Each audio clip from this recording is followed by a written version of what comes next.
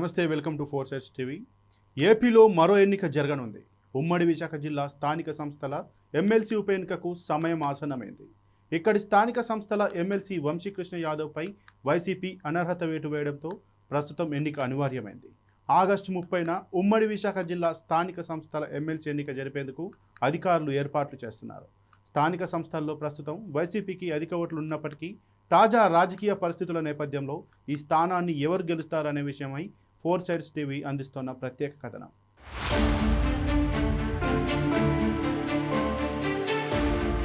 2019 ఉమ్మడి విశాఖ జిల్లా స్థానిక సంస్థల ఎమ్మెల్సీ వైసీపీ అభ్యర్థిగా పోటీ చేసిన చెన్నుబోయిన వంశీకృష్ణ యాదవ్ ఏకగ్రీవంగా ఎన్నికయ్యారు. అయితే ఆయన గత డిసెంబర్లో వైసీపీ వీడి జనసేన పార్టీ తీర్థం పుచ్చుకున్నారు. దీంతో వైసీపీ ఆయనపై అనర్హత వేటు వేయాలని శాసన మండలి చైర్మన్ కు ఫిర్యాదు చేసింది. పార్టీ ఫిరాయింపు చట్టం కింద శాసన మండలి చైర్మన్ వంశీకృష్ణ యాదవ్ సభ్యత్వాన్ని రద్దు చేశారు. అయితే జనసేన పార్టీ ఎమ్మెల్యే అభ్యర్థిగా పోటీ చేసిన వంశీకృష్ణ విశాఖ సంస్థానం నుంచి విజయం సాధించారు. ఖాళీగా ఉన్న విశాఖ జిల్లా స్థానిక సంస్థల ఎమ్మెల్సీ స్థానానికి ఉప ఎన్నిక ఆగస్టు 30న నిర్వహించనున్నారు. ఈ మేరకు ఎన్నికల నోటిఫికేషన్ విడుదలైంది. రిటర్నింగ్ అధికారి విశాఖ జేసీ మయూర్ అశోక్ ఈ నెల 13వ తేదీ ఉదయం 11 గంటల నుంచి మధ్యాహ్నం 3 గంటల వరకు నామినేషన్లు స్వీకరిస్తారు. 14వ తేదీన నామినేషన్లను పరిశీలిస్తారు. ఇక నామినేషన్ల ఉపసంహరణలకు 16వ తేదీ మధ్యాహ్నం 3 గంటల వరకు గడువు ఉందని అధికారులు తెలిపారు. సెప్టెంబర్ 3న ఓట్ల లెక్కింపు జరగనుంది.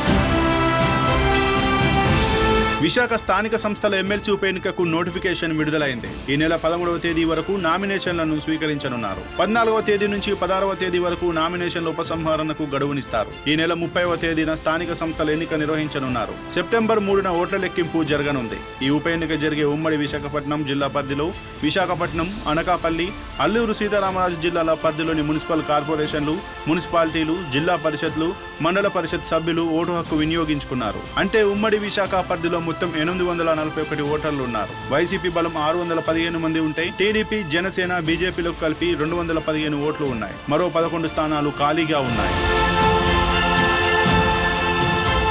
ఉమ్మడి విశాఖ స్థానిక సంస్థల ఎమ్మెల్సీ ఉప ఎన్నికకు సంబంధించి ఇప్పటికే వైసీపీ మాజీ మంత్రి బొత్స సత్యనారాయణను తమ పార్టీ అభ్యర్థిగా ప్రకటించింది. కూటమి నేతలు తమ ఉమ్మడి పార్టీల అభ్యర్థిని నిలిపేందుకు రంగంలోకి దిగారు. ముఖ్య నేతల సమీక్ష తర్వాత బరిలో దింపాల్సిన అభ్యర్థి వివరాలను టీడీపీ అధినేత ముఖ్యమంత్రి చంద్రబాబు దృష్టికి తీసుకువెళ్లారు. గతంలో ఇక్కడి నుంచి ఎమ్మెల్సీగా కొనసాగిన వంశీకృష్ణ యాదవ్ తాజాగా జరిగిన ఎన్నికల్లో విశాఖ దక్షిణ నియోజకవర్గం నుంచి ఎమ్మెల్యేగా గెలుపొందడం, కూటమి అధికారానికి రావడంతో రాజకీయ సమీకరణాలు కూడా మారాయి.